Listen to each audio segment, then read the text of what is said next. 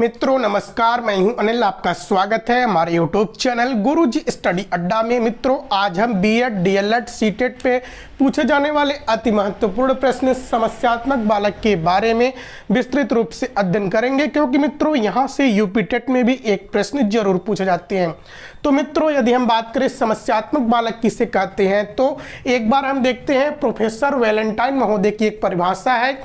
देखिए मित्रों, समस्यात्मक बालक शब्द उन बालकों के लिए प्रयोग होता है जिनका व्यवहार और व्यक्तित्व किसी न किसी रूप में अन्य बालकों से असामान्य हो, यानी कि दूसरे बालकों से हटकर हो, और जो कक्षा चलने में बाधा उत्पन्न करते हैं, ऐसे बालकों को हम समस्यात्मक बालक कहते हैं। देखिए मित्रों, प्रोफेसर वैलेंटाइन महोदय कहते हैं कि ऐसे बालक जो कक्षा चलने में बाधा उत्पन्न करते हैं, कक्षा के दौरान रुकावटें उत्पन्न करते हैं, ऐसे बालकों को हम समस्यात्मक बालक कहते हैं। तो मित्रों एक बार यदि हम परिभाषा की बात करें अपने शब्दों में, तो समस्यात्मक बालक मित्रों वह बालक नहीं है जो समाज की परंपरा को तोड़कर कुछ नया कार्य करता है।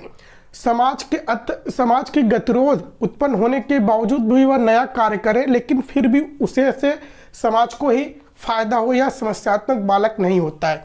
बल्कि मित्रों समस्यात्मक बालक उस बालक को कहते हैं जो कुछ ऐसा कार्य करे जिससे दूसरे व्यक्ति को तकलीफ हो, ऐसे बालकों को हम समस्यात्मक बालक कहते हैं।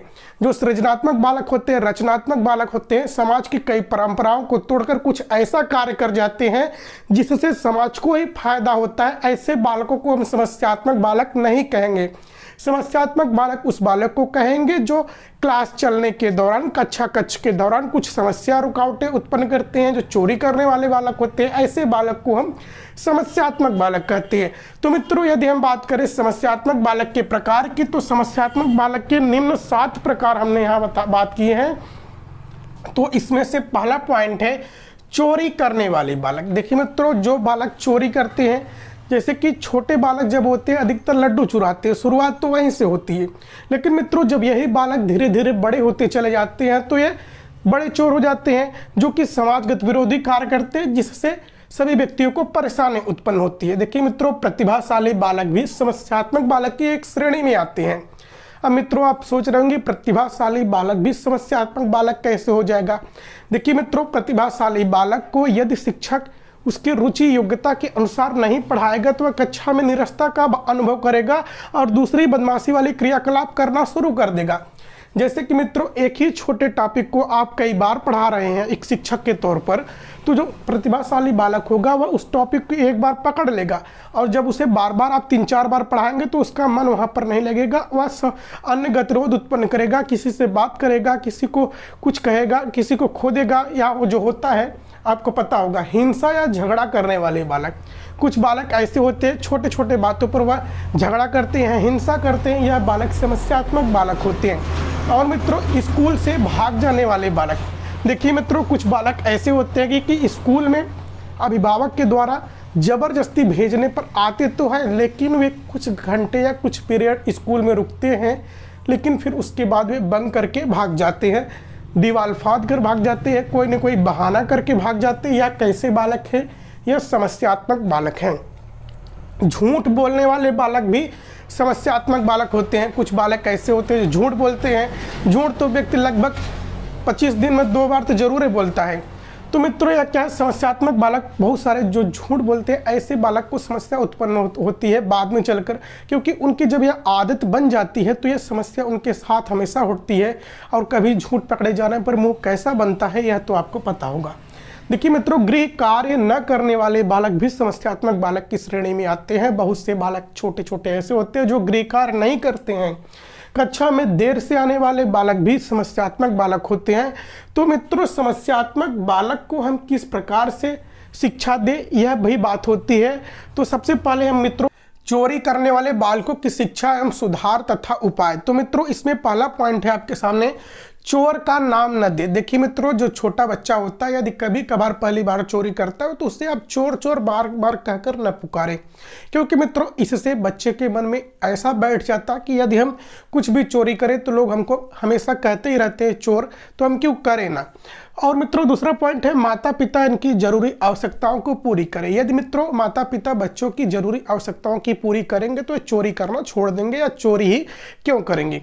और मित्रों तीसरा पॉइंट है ज्यादा पैसे देकर अभिभावक इनकी आदत न बिगाड़े। देखिए मित्रों जब छोटे बच्चे होते हैं तो उनको माता पिता अधिकतर क्या करते हैं, छोटा छोटा अमाउंट करके बहुत सारे पैसे देते हैं। जब कुछ भी काम रहता है तो उनको मांगते हैं छोटे बच्चे तो तुरंत दे देते हैं। तो इससे क्या होता है मित्रों की जो छोटा बच्चा होता है वह अपनी सभी आवश्यकताओं की पूर्ति यह सोच लेता है कि माता पिता करेंगे। लेकिन मित्रों जब वही छोटा बच्चा बड़ा हो जाता है तो उन अभिभावक उनके पैसे को बंद कर देते हैं। तो क्या होता है कि वह बच्चा चोरी करना शुरू कर देता है, क्योंकि वह अपनी आवश्यकताओं की पूर्ति करना पहले की तरह ही चाहता है। चौथा पॉइंट है इन्हें चोरी से होने वाली हानियां एवं दंड को बताएं। देखिए मित्रों यदि जो बालक चोरी करने वाले समस्यात्मक बालक हैं, यदि उनको चोरी करने से क्या हानियां होंगी, इसके लिए क्या दंड के प्रावधान किए जाएंगे पुलिस के द्वारा, समाज के द्वारा, चोरी करने से आपको लोग किस नजरिए से देखेंगे, इस हानियों को यदि बताएंगे तो बच्चा क्या होता है समझेगा और चोरी करना छोड़ देगा। पांचवा पॉइंट है चोरी करने पर इन्हें चेतावनी दे लेकिन डर पैदा न करे। देखिए मित्रों बच्चा क्या है, छोटा है, समझदार नहीं है, लेकिन चोरी करने वाले बालकों को चेतावनी जरूर मित्रों अभिभावकों को दे देना चाहिए, लेकिन इतना डर नहीं बैठा देना चाहिए कि वे ज्यादा डर जाए।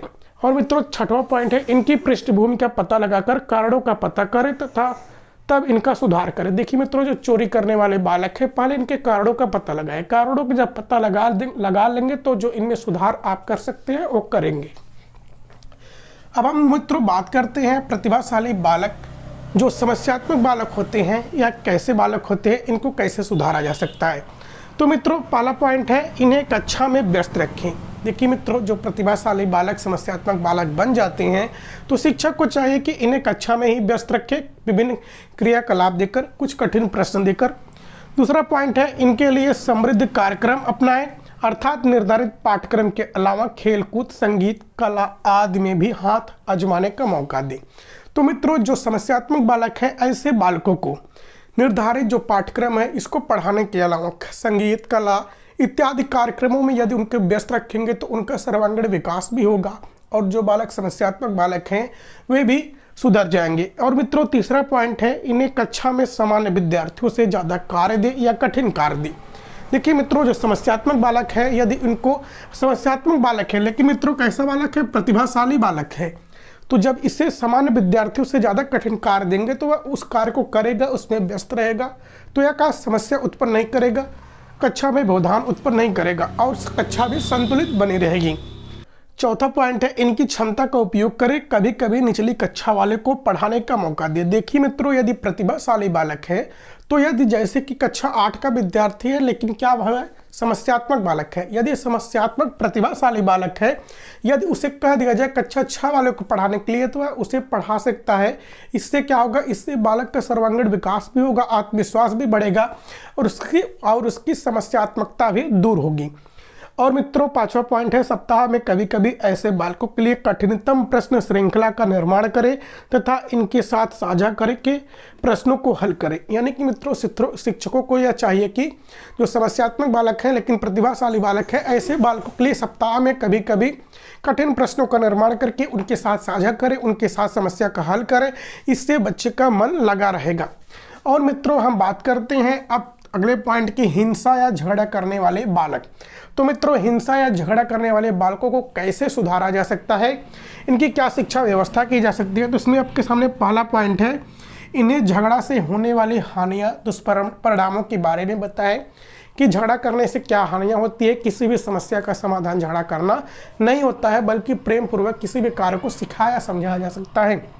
दूसरा पॉइंट है इन्हें व्यायाम, योगा इत्यादि कार्यों के द्वारा खुद पर नियंत्रण करना सिखाएं। देखिए मित्रों जो हिंसा या झगड़ा करने वाले बालक है ऐसे बालकों को योगा कराना, व्यायाम कराने के द्वारा इनके शरीर पर नियंत्रण, इनके आत्मनियंत्रण किया जा सकता है और जो इनका क्रोध है क्रोध पर नियंत्रण पाया जा सकता है, संवेगों पर नियंत्रण पाया जा सकता है और इसका विस्थापन किया जा सकता है।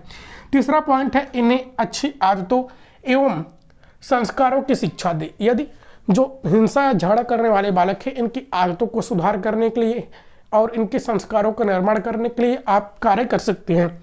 चौथा पॉइंट है इन्हें बताया कि झगड़ा करना प्रत्येक कार्य का समाधान नहीं है, इसलिए सहन शक्ति एवं सहानुभूति विकसित करें। देखिए मित्रों बच्चों को यह चाहिए कि उन्हें बताया कि झगड़ा करना प्रत्येक कार्यों का समाधान नहीं होता है, बल्कि इन्हें प्रेम पूर्वक, सहानुभूति पूर्वक इनकी समस्या का समाधान आप कर सकते हैं। अब मित्रों हम देखते हैं अगले पॉइंट।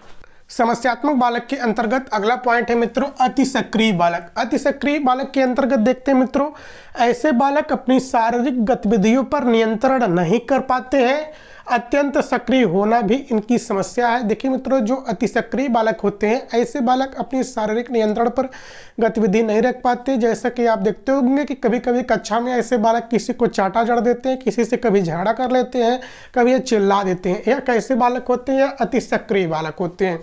तो मित्रों, जो अति सक्रिय बालक होते हैं, इनकी शिक्षा की बात करें तो इन्हें किसी दूसरे कार्यों में लगातार इनकी सक्रियता का उपयोग करें। देखिए मित्रों कि जैसे कि अति सक्रिय बालक है, वह मारपीट ज़्यादा करता है, तो आप उसे किसी सांसद या विधायक के बॉडीगार्ड बनाने के लिए, व्यवसायिक शिक्षा देने के लिए उसके कार्यों का उपयोग कर सकते हैं।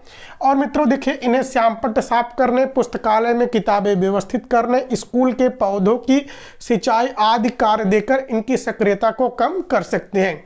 अगला पॉइंट है मित्रों झूठ बोलने वाले बालकों की शिक्षा और इनकी व्यवस्था। तो मित्र, इन्हें बताएं कि झूठ बोलने से हकीकत नहीं बदलती है, बल्कि जो हकीकत रहती है वह वैसे ही रहती है और आज नहीं तो कल पता चल ही जाता है। अगला पॉइंट है मित्रों, इन्हें इस बात को भी बताएं कि एक झूठ बोलने से कई झूठ बोलने पड़ सकते हैं।